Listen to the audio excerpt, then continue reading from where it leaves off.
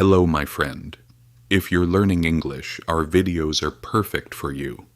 Now, find a comfortable place to sit back and relax, and let's begin today's story. Today I'm going to tell you the story of a city. A lot of money was spent on this city. This city's name is Dubai. What comes to mind when you hear Dubai? Let me guess. Skyscrapers, luxury cars, everything covered in gold. But Dubai is not just those things. Built from scratch in the middle of the desert, it's one of the most spectacular cities in the world.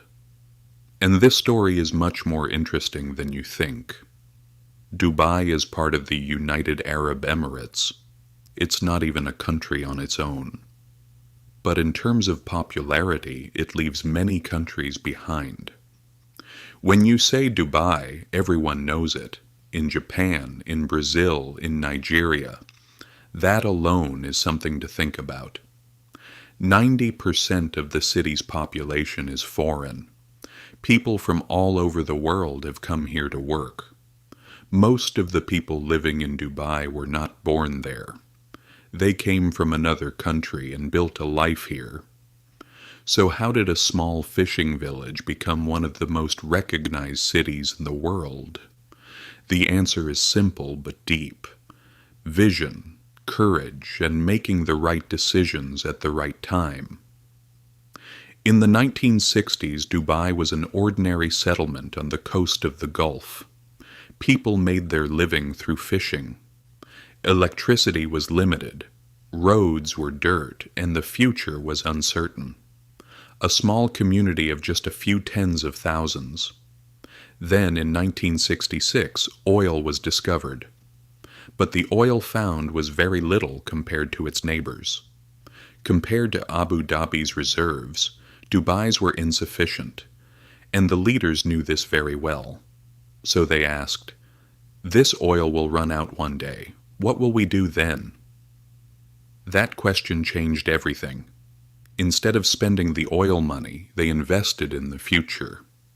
Roads were built, a port was established, an airport was constructed. Sheikh Rashid had a famous saying, "My grandfather rode a camel, my father rode a camel, I drive a Mercedes, my son drives a Land Rover, his son will drive a Land Rover, but his son will ride a camel." What matters is making the right investments. The Jebel Ali port, built in 1979, was a critical turning point. At the time, experts called the project madness, because there wasn't enough trade volume to fill that port yet. But Sheikh Rashid thought differently. If the port is built, trade will come. And he was right. Today, Jebel Ali is one of the busiest ports in the world. In the following period, his son Sheikh Mohammed took over leadership and Dubai moved to another level. Emirates Airlines evolved from a small company into a global giant. Burj Al Arab opened in 1999 and declared itself the world's first 7-star hotel. Then came Palm Jumeirah, building an artificial island inside the sea. This massive project, visible even from satellite photos, was an incredible engineering achievement. The world talked about it and looked at Dubai. In 2010, the Burj Khalifa became the world's tallest building at 828 meters. It still holds that title. Not just big, the biggest. Not just good, the best. This mindset, embedded in Dubai's DNA, is the best summary of the city's growth. Luxury in Dubai is not exclusive to the rich. Yes, there are gold-plated cars and suite rooms costing tens of thousands of dollars per night. But even an ordinary tourist can have completely different experiences there. Inside the Dubai Mall, there's an ice skating rink. Inside the same center, a real aquarium with a glass tunnel where sharks swim past you. A covered ski resort in the middle of the desert, Ski Dubai. a theme park where you can drive a Ferrari, a hot air balloon flight over the desert. These are a little absurd, a little showy, but at the same time truly impressive. When you go to the Burj Al Arab, a completely different world greets you. Every room is a suite. You have the option of a private limousine or helicopter for your airport transfer. You have a private butler service. Even having lunch there makes you feel something different. Everything in Dubai is a little excessive. Buildings are big. Portions are big. Cars are big. Modesty doesn't have much place in this city's design philosophy, and this can be uncomfortable for some people. You might think, why so much waste? But on the other hand, you have to think about this. Dubai created itself through showing off. This showiness is its biggest marketing tool. And this advertising works. There's also the shopping luxury. Almost all of the world's luxury brands have opened stores here. Thanks to tax advantages, prices can be quite attractive compared to other countries. That's why the number of tourists who come to Dubai just for shopping is not small either. Dubai hosts approximately 17 to 20 million international visitors every year. Some come for a luxury vacation, some for business, some just to see the city during a layover.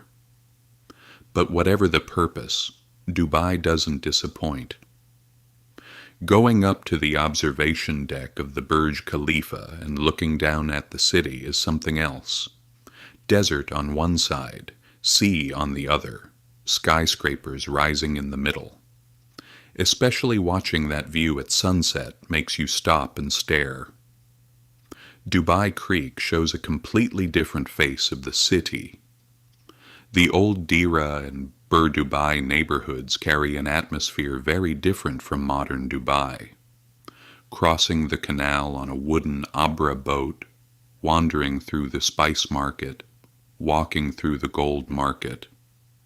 These are the calmer, more human side of the city. A desert safari is one of the experiences everyone who goes to Dubai must have. Jeep or ATV rides over sand dunes, watching the sunset in the desert, dinner at a traditional camp.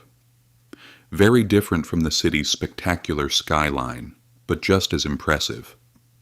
One of Dubai's strongest advantages is safety. The crime rate is very low. Being outside late at night, traveling alone, all largely safe. This feature makes Dubai very attractive, especially for families and solo travelers. Food variety is another topic entirely. In a city where people from more than 200 nations live, there are Michelin-starred restaurants and small diners where you can eat Indian food for $5. From Indian cuisine to Lebanese, from Japanese restaurants to Italian trattorias, you can find everything in Dubai. Dubai never said enough, we've grown this much. And it seems like it never will. With the 2040 master plan, the city aims to grow further, increase green spaces, and establish 5 new city centers. Not just to grow, but to grow smarter and more sustainably. On the technology side, things are moving very fast. Becoming a global hub in artificial intelligence is the primary goal.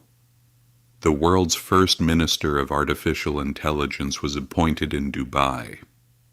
They plan to move most government operations to AI-supported systems.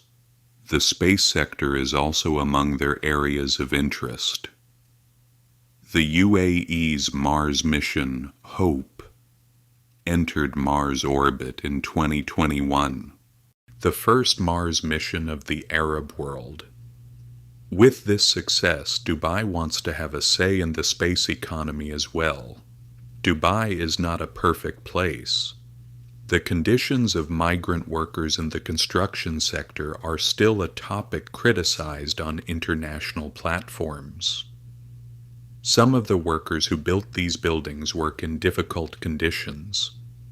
Change is moving slowly, but at least awareness has started to form.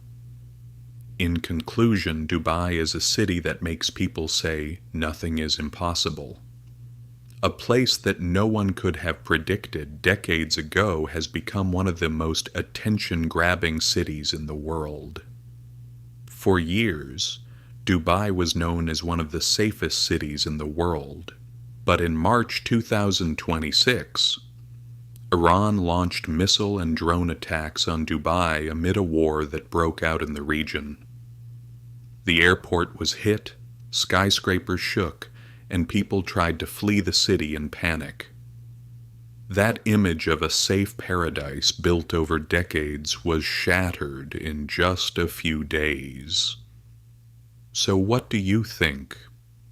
What kind of city will Dubai be in the future?